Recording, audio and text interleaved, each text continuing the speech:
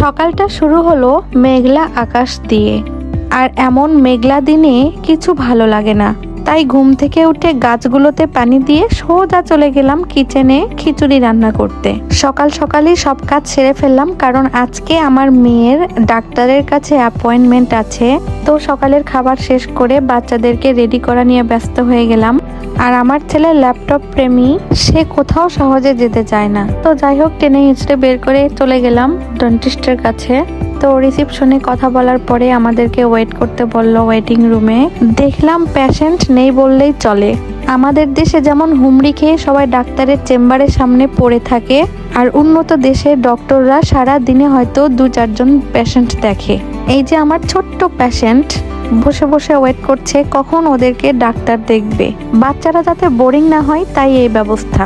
তো আমাদের কল চলে আসলো, একজন নার্স আমাদেরকে ডেকে নিয়ে গেল চেম্বারে। আর এখানে কিছুক্ষণ ওয়েট করতে বললো ডক্টর আসা পর্যন্ত।